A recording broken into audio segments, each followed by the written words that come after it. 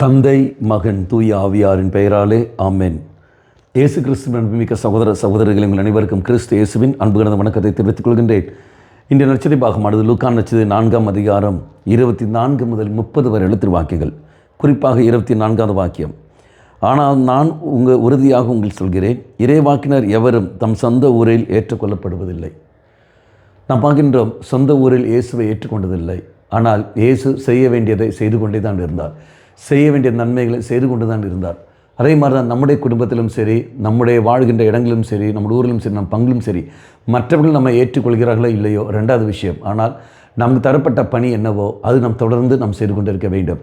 அந்த நல்ல பணிகள் செய்திருக்க வேண்டும். உதாரணம், குடும்பத்தில் கணவன் என்ற பணி உனக்கு தரப்பட்டிருக்கு என்றால் அந்த கணவன் என்ற ரோலை நாம் நிறைவாக செய்ய வேண்டும். மனைவி என்னை ஏற்றுக்கொள்கிறார்கள் இல்லையோ, மனைவி என்னை கணவனாக ஏற்றுக்கொண்டார்கள் இல்லையோ, அது ரெண்டாவது விஷயம். அதே மாதிரி பிள்ளைகள் என்னை அப்பனாக ஏற்றுக்கொண்டார்கள் இல்லையோ, அது ரெண்டாவது விஷயம். ஆனால் நான் அவர்கள் அப்பனாக இருக்க வேண்டும், நான் அவர்களுக்கு கணவனாக, நான் அவளுக்கு கணவனாக இருக்க வேண்டும்.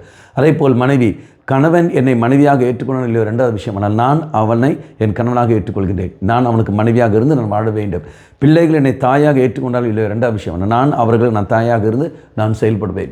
இதை நான் பார்க்கலாம். அப்போ குடும்பத்தை மற்றவர்கள் என்னை ஏற்றுக்கொள்கிறார்கள் இல்லையோ, நான் ஏற்றுக்கொண்டு செய்ய வேண்டிய நன்மைகள் நான் செய்து கொண்டு இருப்பேன்.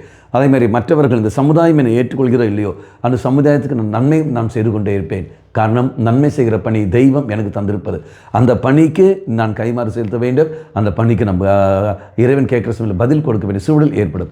ஆகவே இறைவனில் மன்றாடுவோம். ஆண்டவரே, உன்னை யாரும் ஏற்றுக்கொண்டதில்லை, சொந்த ஊரில் உன்னை ஏற்றுக்கொண்டதில்லை. அதை போல நானும் இங்கே ஒதுக்கப்படுகின்றேன். என் குடும்பத்திலும் சரி, என் பங்கிலும் சரி, என் அன்பியத்திலும் சரி, நான் வாழ்கின்ற சமுதாயத்திலும் சரி, திருச்சபையிலும் சரி, நான் ஒதுக்கப்படுகிறேன். அப்படி ஒதுக்கப்பட்ட நிலையில் நான் வாழ்ந்த போதிலும் இருக்கிற போதிலும் ஆண்டவரே, செய்ய வேண்டிய நன்மைகளை செய்தே நான் தீர வேண்டும். அதுக்கு எந்த ஒரு தடையும் வராமல் நான் செய்யக்கூடிய சக்தி எனக்கு தந்தில்லும். என்னை ஒதுக்கிற மனிதர்களை மன்னிக்கக்கூடிய கிருபையும் எனக்கு தாரும் என்று சொல்லிக்கொண்டு இறைசல் மன்றாடி நாம் ஜெபிப்போம். நல்லவனாகிய தெய்வமே, புரிந்து கொண்டு செயல்படக்கூடிய சக்தி எனக்கு தந்திரலும், மன்னித்து வாழக்கூடிய மனநிலை எனக்கு தந்திரலும், செய்ய வேண்டிய நன்மைகளை தொடர்ந்து செய்யக்கூடிய கிருபை எனக்கு தந்திரலும்.